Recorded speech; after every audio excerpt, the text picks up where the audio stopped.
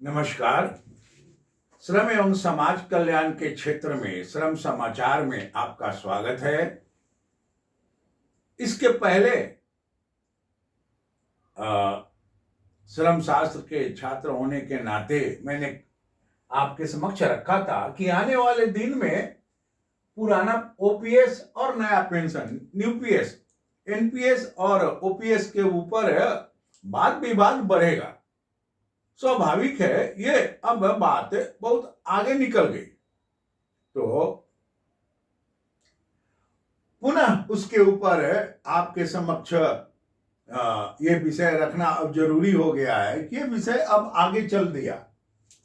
यानी मैदान में सांसदों का पहला बार पेंशन 1976 में निर्धारित किया गया, जो 300 रुपया पेंशन था।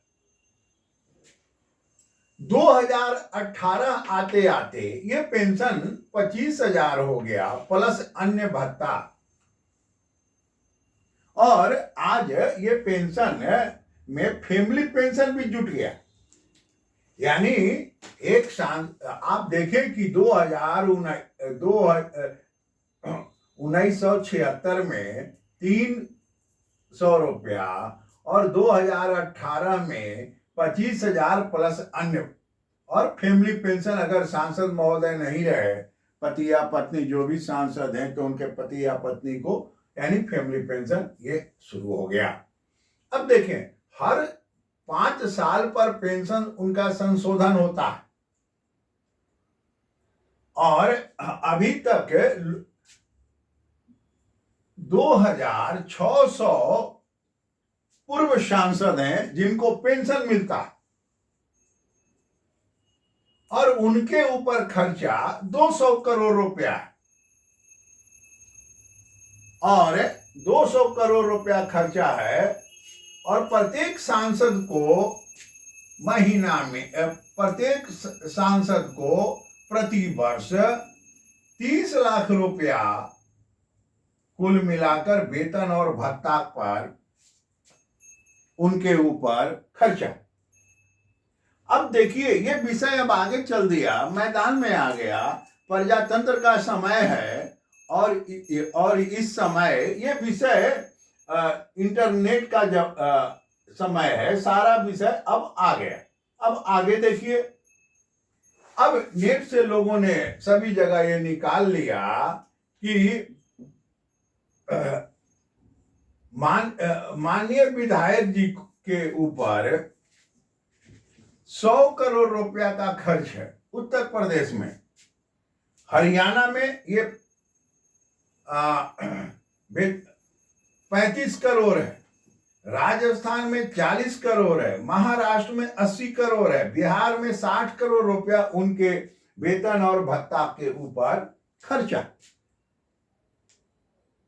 अब तर्क वितर्क, देश प्रजातंत्र है, इसलिए जहां एनपीएस शुरू किया गया कि सरकार पेंशन का बोझा नहीं ढो सकती है, तो अब ये तर्क आने लगा कि भाई, जब आप कर्मचारियों का बोझ पेंशन आपको भार समझ में आ गया, तो श्रीमान जी का ये पेंशन कैसे चल रहा है? अब यहां प्रश्नवाचक का चिन्ह लग गया।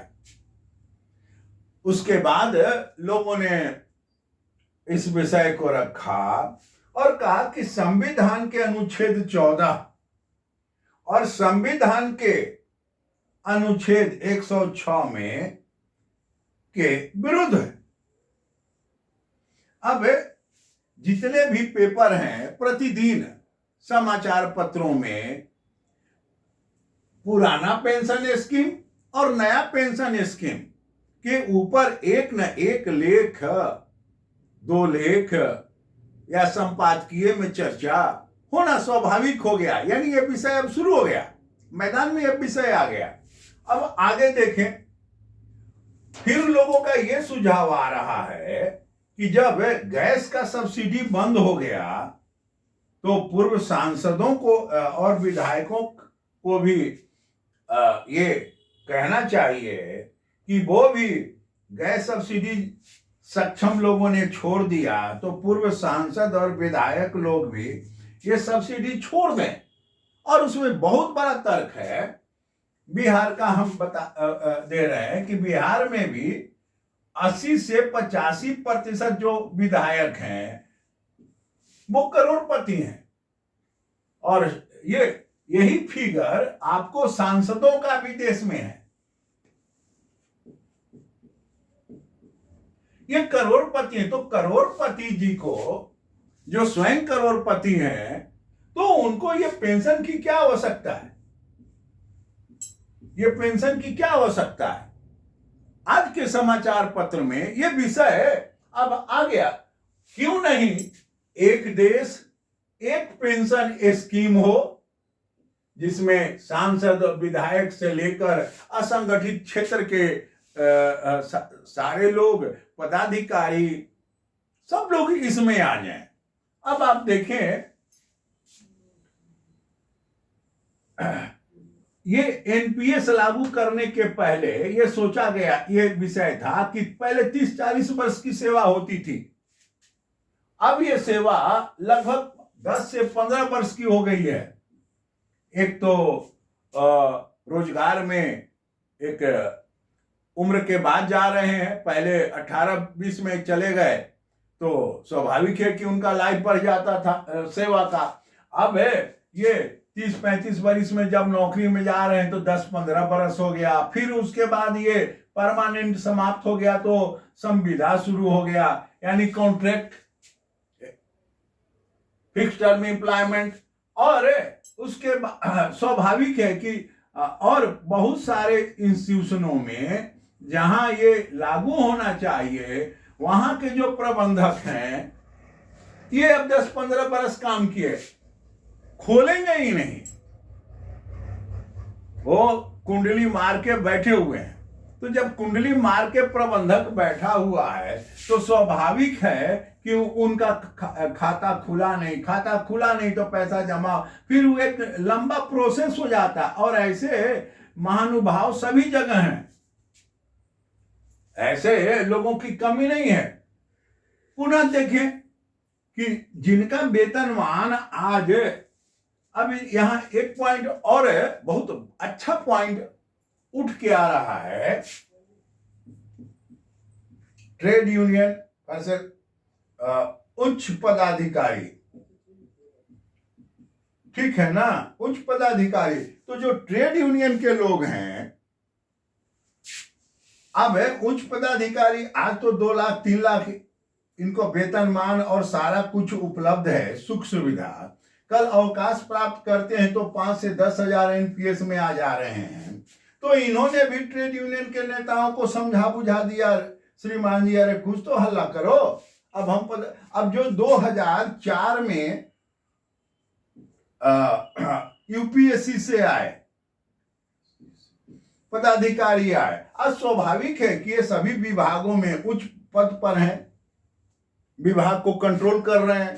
तो जब विभाग को कंट्रोल कर रहे हैं तो ऊपर से ये एकदम शांत चित्त निर्मल होंगे, लेकिन अंदर ही अंदर ये जो लोग हैं ट्रेड यूनियन वाले, इनसे भी इनका तो परिचय है ना। ये इशारा कर देते हैं, हाँ भाई अरे क्या कर रहे हो, कुछ तो करो, शुरू करो, ओपीएस एनपीएस। अब ये विवाद शुरू कराने के जड़ में ये पदाधिकारी भी हैं, इसलिए कि अब 2004 में ये आ गए सेवा में, तो स्वाभाविक है कि अब रोज तो दिन घटता है, तो ये देखने लगे कि अब हम रिटायर होंगे तो हमको तो पेंशन नहीं मिलेगा, हमको तो ये एनपीएस में ही हम आ जाएंगे। अब इन्होंने ये आग सुलगा दी। स्वाभाविक है कि ये चर्चा का विषय गर्म हो गया, और जब गर्म हो गया तो अब जो पत्रकार बंधु हैं, जो लेखक हैं, अब उन्होंने लिखना शुरू किया कि क्यों ये माननीय सांसद और विधायकों को ही पेंशन हो, एक देश एक पेंशन स्कीम लागू हो जो सभी पर एक समान हो। अगले वीडियो में हमने आपके समक्ष रखा था कि न्यूनतम पेंशन 5,000, अधिकतम 25,000 रखे, जिसमें बहुत तरह का उदाहरण आपके समक्ष रखे थे। लेकिन यानी अब तर्क वितर्क का समय पेंशन स्कीम के ऊपर आ गया है और स्वाभाविक है कि आने वाले दिनों में यह अभी चलेगा। आपको यह वीडियो कैसा लगा?